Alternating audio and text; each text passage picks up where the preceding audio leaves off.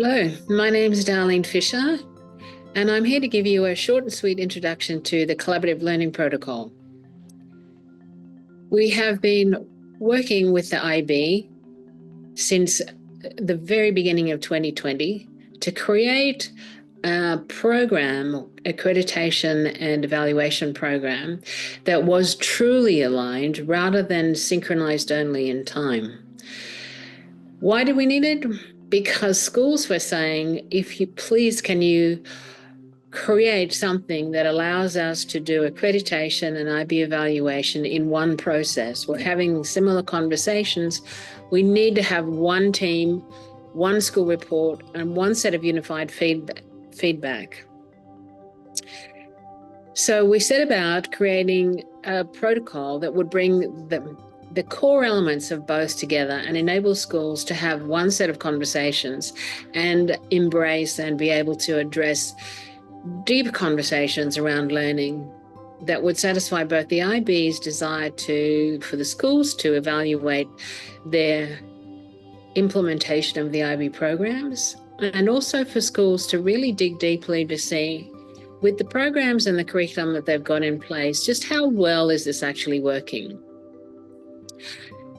The foundational requirements of both the IB and NEASC are separated from the Collaborative Learning Protocol. The IB's preliminary document review is done during the 12 months internal reflection, and the NEASC Foundation Standards, abbreviated Foundation Standards if you're a returning school, is done prior to the CLP process, internal reflection actually starting. So both of the organisations deal with the key elements of what have you got in place to ensure that we can really focus on the learning. So those things are taken out of the equation at the beginning. At least they are sorted. If they're not sorted, then they're addressed fairly rapidly. The process is based on both the foundation standards from the NEASC ACE learning principles, and the school chooses 5 out of the 10 of learning principles to work with, and the current IB program standards and practices 2020. So the alignment of these two, which is significant, has enabled us to create one process. The process requires deep conversations around what is the evidence of learning or evidence that there is impact on learners of the processes and learning engagements that are being provided by the school. And for us, learners are both the students and the teachers and the parents and board and leadership. So all are expected to engage in a learning community and have conversations around what quality and type of learning is taking place.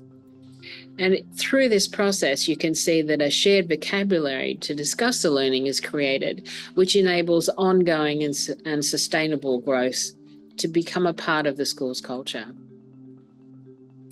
If you look at the structure of this, the slide we have here, you'll see on the left is the IB framework elements, and on the right are examples of the NEASC learning principles and foundation standards. So you can see that for every element of the IB framework, there are a number of learning principles that are directly related. Now, this isn't the only crosswalk between the two big pictures. There are many different ways and different learning principles and different impact statements related to the learning principles that could also be related to any of the 4 IB framework elements. However, this gives you a clear indication that there is a very strong alignment within the philosophy, content, intent of the IB and the NEASC and their attitudes to learning. The real focus and the philosophy between the two is that learning is student-centered. It is building student capacity to be independent learners. It is building their capacity to be future-ready. And you can see from this combination and table that they are very closely aligned. You can also see from the diagrams here, the IB diagram, that learning is at the heart of the IB standards and practices, just as learning is at the heart of the ACE ecosystem 2.0. Both of these structures are asking these same good questions. What is good learning? i.e., what is the learning that will build future-ready learners? What do we want good learning to look like in our school? And how do we know if good learning is happening? If we've clarified what it is, created a great curriculum, that's all well and good, and maybe amazing extracurricular activities. But how do we know any of that is actually working? Because a grade at the end of the year isn't sufficient evidence. It's a piece of it, but it's not the whole picture.